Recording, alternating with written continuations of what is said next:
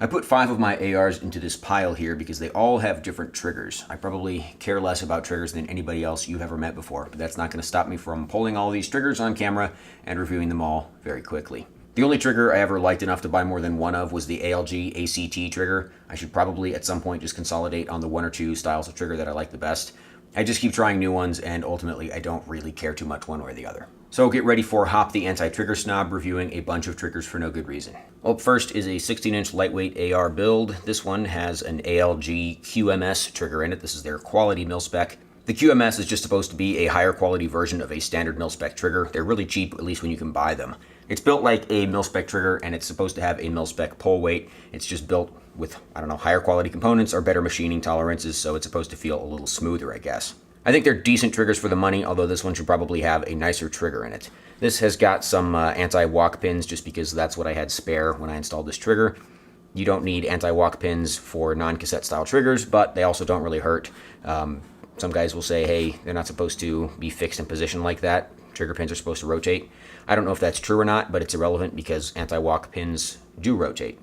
They're not anti-rotation pins, they're anti-walk pins. So anyways, standard mil-spec, no take-up. It's a single stage, crisp, but fairly heavy pull. It's supposed to be, I think, about 5 to 5.5 pounds, just like a standard mil-spec trigger. Reset, extremely loud and extremely tactile, but not a bad trigger at all. Up next is my 11-inch AR, built out specifically for night vision use. This one has an ALG ACT, the, I don't know, advanced combat trigger, I guess. Really, this is the trigger that should be in that 16-inch, and this one would be totally fine with the QMS. The ACT, like the QMS, is a mil-spec trigger by design. It's just not slaved to that mil-spec pull weight, and it's also got that polished like nickel Teflon or whatever it is. It's silver instead of black, if that matters. Basically, this one feels just like the QMS. It has no take-up because it's a single-stage, standard military-style trigger, but it's got a cleaner and lighter pull weight. Fantastic. I love these triggers. They cost $69. Nice if you can find them, which is pretty uncommon, unfortunately. This is probably the trigger that I should standardize on because it's my favorite one. Up next, this is an 8-inch barreled 300 Blackout pistol set up with a Yankee Hill QD flashlighter on the end, which would be a great place to put a Resonator K if I had one. It's been like 8 months. It still hasn't cleared yet. This is an Anderson lower built out with, I'm pretty sure, an old Strike Industries lower parts kit. It has their weird, I don't know if it's like semi-modular safety lever design where you have to bolt it in together and you have to use Loctite to keep it from disintegrating. Weird design. Not a great lower parts kit. And this is just the trigger that it came with. And this one is really strange. It's almost like a 4-stage trigger. It's super creepy and it's got all these different like distinct stages, but in the end it has a fairly light break, and all of the stages are kind of predictable in a way. So it's almost like a 4-stage trigger. Surprisingly, shooting this slow is really not that difficult because you sort of get used to all the weird little creepy pull stages, and yeah, on paper it's terrible, but in practice I don't think it's bad. This AR pistol is my long-suffering test mule for all sorts of weird parts and optics and random shit.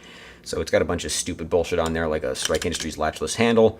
This has a cassette trigger. It's an AIM SSTAT single-stage trigger. That's why it's got this anti-walk pin set up to keep the cassette trigger in place.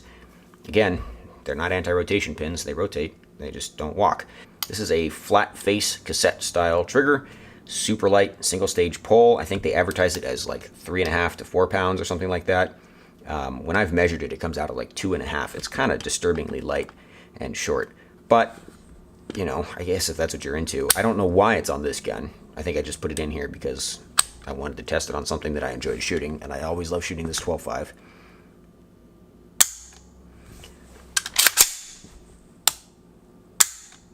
Yeah, single stage gamer trigger. It's pretty weird.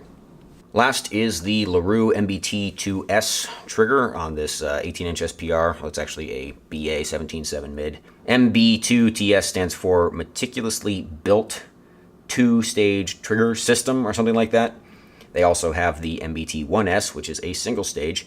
LaRue's claim to fame with this trigger is that instead of being cast like almost all other triggers on the market, it's actually machined from a single piece of billet tool steel. It's like, thank God somebody finally saw fit to address the #1 failure point on ARs, broken triggers. So just the idea of the trigger is completely stupid, but it's still a really good trigger, and they're also really affordable. They used to be even cheaper. I think they realized there was no reason to sell them for under $100. So because it's a 2-stage trigger, it's got this extremely light little non-existent bit of take-up. I hate it. I hate 2-stage triggers. I think they're extremely stupid. So then after that, very crisp, clean, light break. Reset.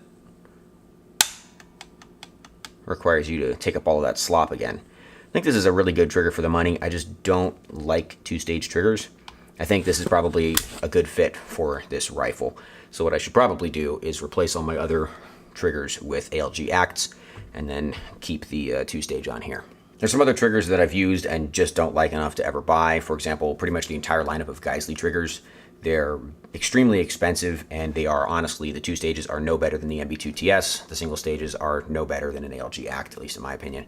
I wouldn't recommend the Geissele triggers. I think they're basically expensive for no good reason.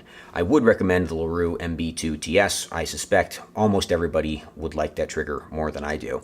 And if you're like me and your only qualification for a trigger is that it's not complete garbage, then just get the ALG ACT if you can find it in stock. If you can't find the ACT trigger in stock, there are other triggers that are basically exactly the same. I think BCM calls theirs the PNT, polished nickel trigger or something like that. Polished nice trigger. PSA even makes one, I can't remember what it's called, EPT, enhanced polished trigger. I mean, they're all the same shit. The triggers that SIG uses in some of their tread rifles are, again, the same. It's just a polished, slightly lightened mil-spec trigger. Nothing wrong with that. The AR already has such a fantastic trigger compared to a lot of other rifle platforms that I don't feel the need to get lost in the weeds about it. AK triggers are an entirely different subject. I'm not qualified to speak on that, and also I don't like AKs, so that's it. I'll talk to you later.